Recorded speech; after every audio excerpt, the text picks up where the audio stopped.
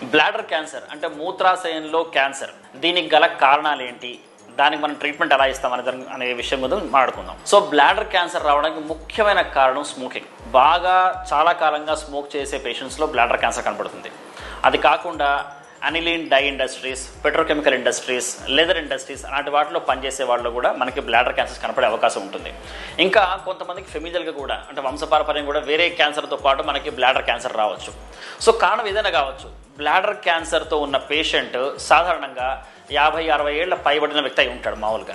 So ఈ వయసు దాటిన పేషెంట్స్ ఎవరైతే మన ఓపీడీకి, యూరాలజీ ఓపీడీకి మూత్రంలో రక్తం కారుతోంది, ఒక్కోసారి రక్తం గడ్డలుగా కారుతోంది అని కంప్లైంట్తో వస్తారో మాకు వచ్చే ఫస్ట్ అనుమానం బ్లాడర్ క్యాన్సర్. సో అలా వచ్చిన పేషెంట్స్కి ఫస్ట్ మనం ఒక అల్ట్రాసౌండ్ స్కాన్ చేస్తాం. అల్ట్రాసౌండ్ స్కాన్లో వచ్చిన అనుమానాన్ని బట్టి మనం సిటీ స్కాన్ చేసి ట్రీట్ చేస్తాం.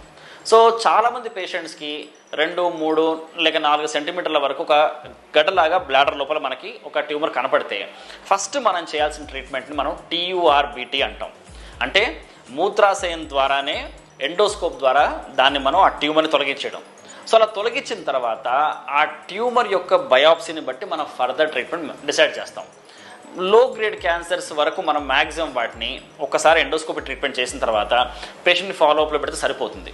బట్ కొంతమంది పేషెంట్స్కి మనం ఒక్కసారి ఎండోస్కోపీ చేసి ఆపరేషన్ చేసిన తర్వాత మళ్ళీ అదే ఆపరేషన్ చేయాల్సిన అవసరం పడవచ్చు. అండ్ వాళ్ళకి బ్లాడర్లోనే మూత్రాశయంలోనే క్యాథెటర్ ద్వారా వారం చొప్పున కొన్నిసార్లు మనం BCG వ్యాక్సిన్ కూడా మూత్రాశయంలో క్యాన్సర్లకు ఇచ్చే అవకాశం ఉంటుంది. దాని ఫలితాలు కూడా చాలా బాగుంటాయి.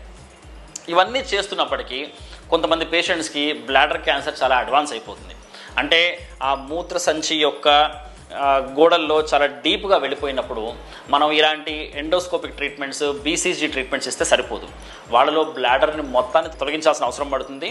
దాన్ని మనం రాడికల్ సిస్టెక్టమీ అంటాం. ఇది చాలా పెద్ద ఆపరేషన్ అండ్ ఇన్ఫ్యాక్ట్ లైఫ్ స్టైల్ని బాగా మార్చే ఆపరేషన్. ఎందుకంటే ఒక్కసారి మూత్రాశయం మొత్తం తీసేసిన తర్వాత పేషెంట్కి మూత్రం పోసడానికి మనం కొత్త ద్వారం ఏర్పాటు చేయాలి.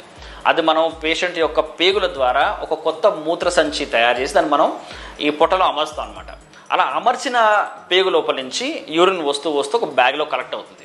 సో ఇది ఒక లైఫ్ స్టైల్ చేంజ్ చేసే ఆపరేషన్ కాబట్టి ఎవరైతే పేషెంట్స్కి మనం బ్లాడర్ క్యాన్సర్ కోసం మూత్రాశయం తీసేస్తామో వాళ్ళని, వాళ్ళ ఫ్యామిలీని చాలా కౌన్సిల్ చేయాల్సి వస్తుంది.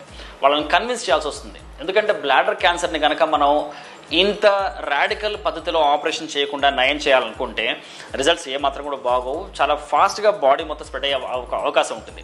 బట్ ఒక్కసారి కనుక మనం రాడికల్ సిస్టెక్టమీ ద్వారా ఆ క్యాన్సర్ మొత్తాన్ని బ్లాడర్తో పాటు మొత్తం తీసేసిన తర్వాత కొత్త మూత్ర సంచి ఏర్పాటు చేస్తామో వాళ్ళ లైఫ్ స్టైల్ కొద్దిగా మారినప్పటికీ క్యాన్సర్ వల్ల వాళ్ళకు వచ్చే ప్రమాదం చాలా తక్కువగా ఉంటుంది. కొంతమంది పేషెంట్స్లో మనం ఈ క్యాన్సర్ తీసేసిన తర్వాత కీమోథెరపీ లాంటిది ఇవ్వాల్సిన అవసరం పడుతుంది. బట్ వాళ్ళు కూడా పేషెంట్స్ చాలా వరకు ఈ కీమోథెరపీతో కూడా నయమయ్యే అవకాశం ఉంటుంది.